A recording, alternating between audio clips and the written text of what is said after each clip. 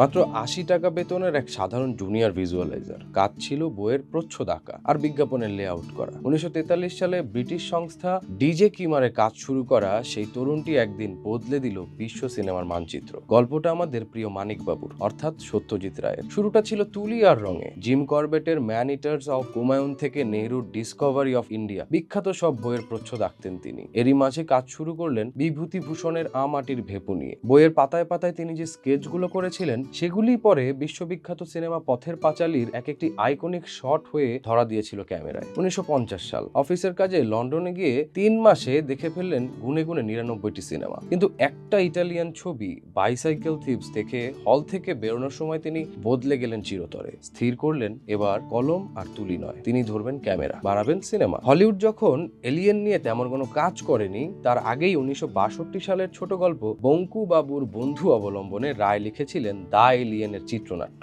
Columbia পিকচার্সের সেই প্রজেক্টে Marlon Brando ও Peter সেলার্সের অভিনয় করার কথা থাকলেও এজেন্ট মাইক উইলসনের কপিরাইট রাজনীতিতে বিরক্ত হয়ে তিনি কলকাতায় ফিরে আসেন বলে জানা যায়। ১৫ বছর পর যখন স্পিলবার্গের ইটি মুক্তি পায়, তখন প্রশ্ন ওঠে যে এটা রায়ের স্ক্রিপ্ট থেকে অনুপ্রাণিত কিনা। কিন্তু সত্যজিৎ সরাসরি অভিযোগ করেননি, শুধু বলেছিলেন হয়তো স্পিলবার্গের কাছে কোনো কপি পৌঁছেছিল। এই মানুষটাই পেশাদারিত্বের বাইরে ছিলেন ভীষণ নীতিবান ও আবেগপ্রবণ। ফেলুদার অমর জটায়ু চরিত্রের অভিনেতা সন্তোষ দত্ত মারা যাওয়ার পর তিনি বলেছিলেন সন্তোষ নেই, তাই আর ফেলুদা সিনেমা হবে না। বাংলাদেশের মুক্তিযুদ্ধ নিয়েও তার পরিকল্পনা ছিল, তবে রাজনীতির চেয়ে শরণার্থীদের মানসিক যন্ত্রণাই ছিল তার মূল আগ্রহ। ১৯৯১ সালে নিজের শেষ সিনেমা আগন্তুকে তিনি এক ছোট বাক্সের মাধ্যমে জ্ঞান অর্জন আর বিশ্বজয়ের ভবিষ্যৎবাণী করেছিলেন। ভারতে ইন্টারনেট আসার আগেই ১৯৯২ সালে অনারারি অস্কার পাওয়া এই কিংবদন্তি চিনেছিলেন গ্লোবালাইজেশনের আসল রূপ। টাইপোগ্রাফি থেকে মিউজিক সবখানেই সত্যজিৎ ছিলেন নিখুঁত। বিশ্বজুড়ে ব্যবহৃত রে রোমান আর রেড অ্যাফিন্স ফন্টগুলো তারই তৈরি। আবার সিনথেসাইজার আসার বহু আগে গুপি গাইন, বাঘা বাইনে ভূতের নাচের সুর কিংবা প্রকৃতির শব্দকে বাদ্যযন্ত্র হিসেবে ব্যবহার করা, সব ক্ষেত্রেই তিনি ছিলেন